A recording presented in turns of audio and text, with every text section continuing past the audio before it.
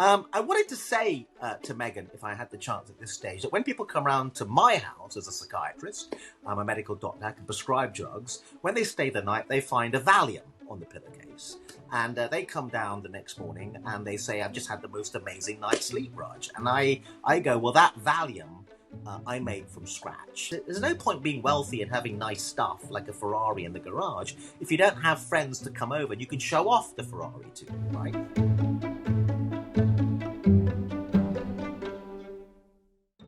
I want to talk today about the Meghan Markle series on Netflix called With Love. And this has attracted a lot of attention. You may be wondering, why is a psychiatrist going to talk about With Love? Well, I wrote a book many years ago called The Psychology of Seduction, How to Catch and Keep Your Perfect Partner. It was also, the main title was Simply Irresistible, The Psychology of Seduction. And I'm very interested in the idea that a lot of problems center around love. And that's why actually a lot of people develop psychological difficulties. And Meghan's series is called With Love. So as a psychiatrist, does she have something interesting to say about love? The other reason is, and I need to tell a little story to explain the background to this. The other reason is many, many decades ago, the editor of the Daily Mail newspaper, a very prominent kind of best-selling newspaper here in the United Kingdom, the editor of the Daily Mail would ring me up practically on a daily basis to try to get me to write something about Princess Diana. I wasn't particularly interested in writing something about Princess Diana, so I had to try and use a famous psychological technique that you use when dealing with young children, which is I try to distract him by suggesting other ideas and hope he would go with the other ideas and move away from trying to get me to write about Princess Diana. It just so happened that on one particular day, I became aware of some very interesting sociological and anthropological academic research published in a very obscure academic journal about the psychology of the dinner party. And this research had found, very interestingly I thought, there was a massive social class gradient over people who had dinner parties. So a dinner party is you invite people over to your house, you cook a meal and you entertain them with nice wine. And it's a phenomenon that, according to this research, middle class people have dinner parties and working class people don't. And this is very interesting. Why would that be? And I'd be interested in your comments if you agree with this, but this research found that, generally speaking, working class people did not have dinner parties, but middle class people did. And the mystery was resolved in this research because they said that the reason people have dinner parties is not why you think they have dinner parties. You think, I've been invited round for dinner, this is a bonding experience, people are going to look after me, and we're just going to hang out together.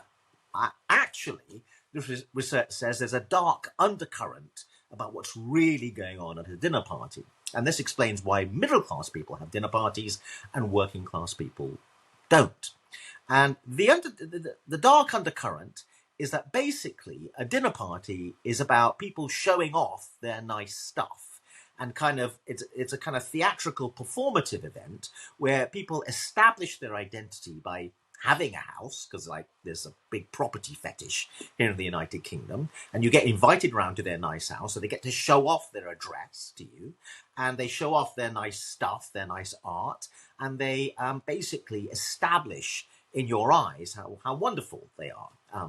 They're middle-class people, they're working very hard, they're driven by materialism, they have nice stuff in their house which they can show you, and it makes you impressed with them. Working class people, the research says, don't have such nice stuff, so it's embarrassing to have you round for dinner at a working class household, so they go up to the pub. This is what the research was saying.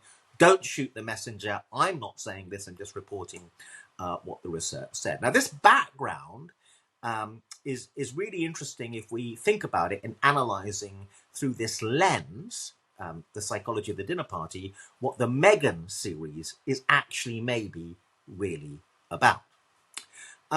So in one of the episodes that I saw, it begins with the fact, interestingly enough, a guest is coming around to stay for the weekend at Meghan's place, someone called Daniel, who it turns out was a makeup artist that she became friends with over the TV series Suits, which made her famous.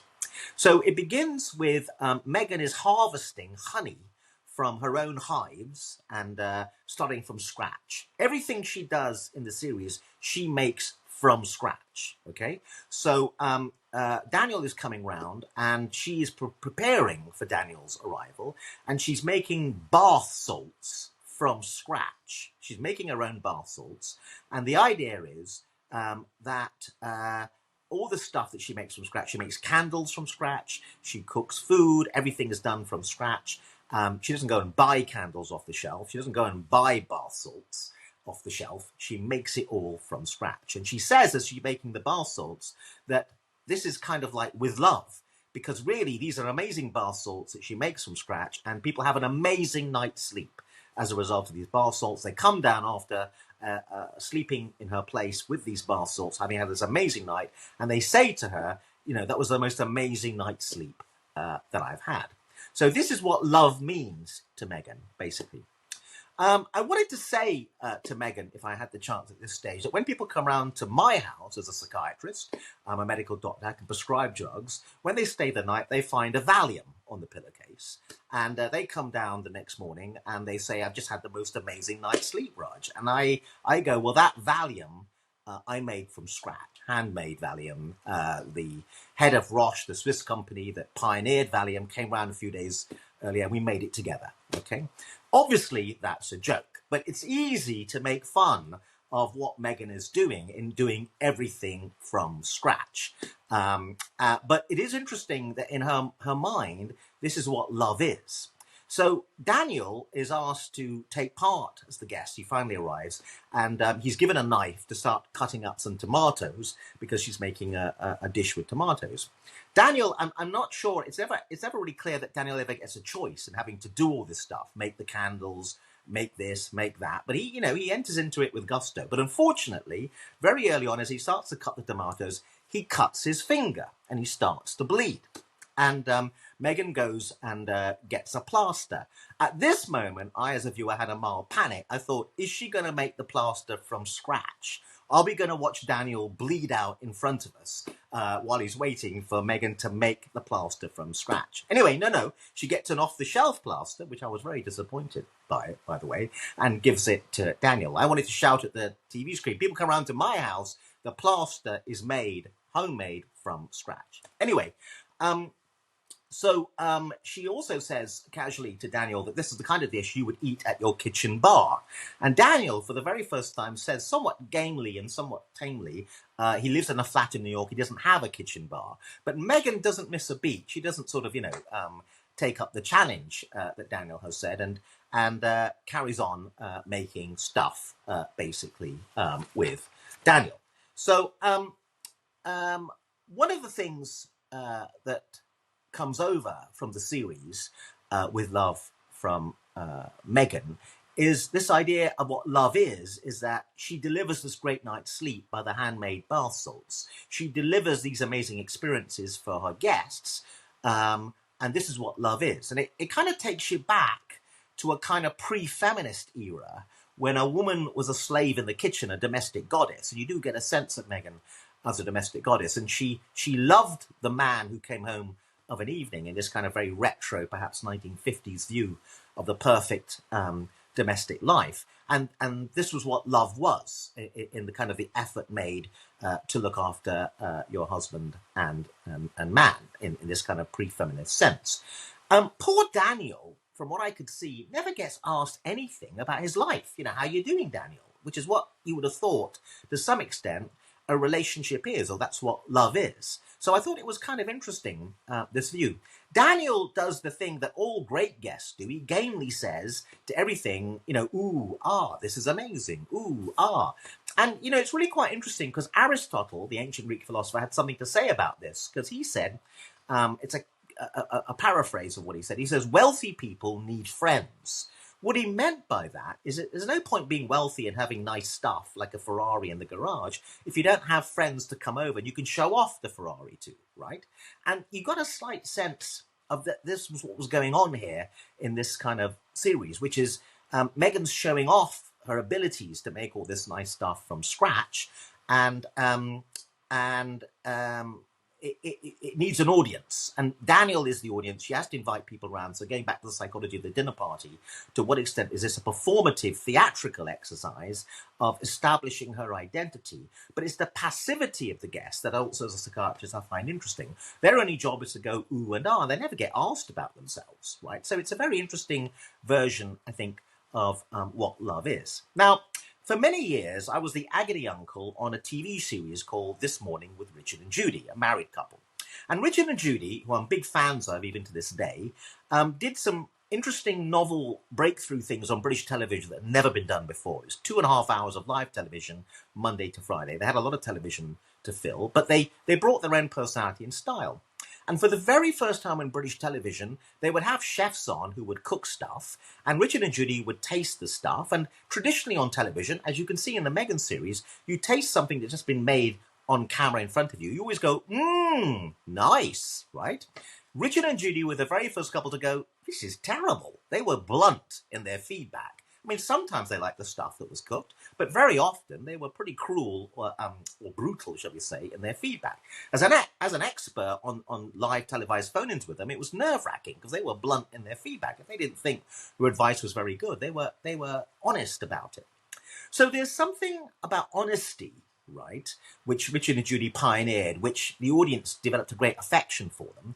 And there's something about honesty in this series. I mean, how honest is it that you invite guests around, it's almost tyrannical. You expect them to go ooh and ah. They really haven't got any other choice. So that's something interesting, I think, about what love is in this series. And you do wonder whether all this effort and work she puts in is a diversion away from a real connection with the people who come round, because it's not a real connection. That all that happens is they must come round and basically be impressed. So the series is called With Love, and I think one of the deep problems in life generally is, what does this word love mean? Whenever someone says to you, I love you, I speak as a psychiatrist, maybe slightly jaundiced from the fact I do a lot of marital therapy, what you should really do at that moment is say, what exactly do you mean by the word love there when you say I love you? Obviously, people don't say that because it kind of breaks the romantic moment. But what does Meghan mean by with love? What's her understanding of what love is? And I think there's a real question about that in this series. One other thing I want to say about this series is, as a doctor, a qualified medical doctor, I'm obviously concerned when people sort of like sandwich in a bit of medical advice in a way that's covert in television, and I'm interested in whether it's really scientific. Obviously, I'm slightly biased. I'm a Western-trained doctor. I'm biased towards scientific validity of the statements people made. There were several asides that Meghan made that, to a doctor, and maybe I'm overly obsessional on this front, are slightly troubling. That the bath salts were going to deliver sleep. Okay, so there was an idea there that you've got trouble sleeping, go with the bath salts. She made an aside comment about, I'm going to make you some tea for your allergies. Okay, you've got allergies, tea is what you need. Again, you see the general tendency towards the idea that natural herbal remedies are always the route to go down. When she starts to make the candles from scratch, from the wet leftover wax from the bees she keeps and makes the honey, one of the people who keeps the bees says to her, the candles clear the air. Okay, I don't know whether that's true or not, but the candles clear the air, you drink tea for the allergies, and the bath salts will deliver sleep. There's actually a sense in which quite a lot of medical advice, is going on in there, or is embedded in there. And I would be cautious about that because I would want to check the validity of that stuff. But so what's going on here is not just the selling of let's all do everything from scratch and be a domestic goddess, but an alternative herbal remedy approach to all of life's difficulties. And while I welcome the idea that there are other approaches other than Western medicine, and there's a lot of problems with Western medicine, I'd be slightly careful about the casual asides in which it looks obvious that tea always treats allergies, bath salts always deliver sleep, and wax candles, homemade, always clear the air from particles or pollutants. Is that really true, is the question I would ask. One of the questions, given there seems to be a massive pivot from Meghan, the professional woman about town, the successful actress, the thrusting, professional, ambitious person outside the home, to a 180-degree pivot towards being a domestic goddess. She stays at home. Everything is handmade. The candles, the cake, the honey, the bath salts, even the popcorn is handmade. Basically, this idea that you can derive satisfaction from life by devoting yourself to being a domestic goddess, but devoting yourself to a very deep level if everything is handmade from scratch. So it's a pivot away from a career. Cynics would say that if you're not really making it as an actress, it's a great career pivot to move away from that idea of a career and go to the idea of the domestic goddess. As long as you're making a free choice to be a domestic goddess, that's fine. But if there's a sense in which it's like slavery, because that's what it felt like to many feminists, the woman who stays at home and does all the domestic chores is a bit of a slave, in a sense, to the home or to the family. And the breaking out of that idea that was woman's work was a very important, massive social change throughout the 20th century. So people, I think, are a bit concerned about this pivot towards what seems a very conservative, regressive philosophy. Having said that, it's quite clear on the internet that a lot of people are very drawn to this. And maybe it's something to do with COVID. I mean, all the things she was doing were the kind of things that ended up people having to do at COVID because they were locked down at home. And even I, for example, started to make ice cream by myself, by hand. And I made bread, etc., etc. So there was a sense in which COVID led us to retreat into the home. The problem is Meghan seems to have stayed there and hasn't come out, unlike the rest of us. Some of the criticism of the series has been that it's a bit disingenuous, it's a bit false, and that she's mugged up massively about all this stuff, practiced it a huge number of times, and then casually turns up and makes it look like she can just casually make honey cake from honey like that. There is a moment which is a bit weird where she says, "I've never made candles before," and then she proceeds to issue very precise directions to Daniel. Like, you know, the temperature of the water is going to be 160 degrees. She has all the equipment to measure the temperature and everything. And it was just a bit weird when she goes, "I've never made candles before," and then she like seems to have it down pat, you know.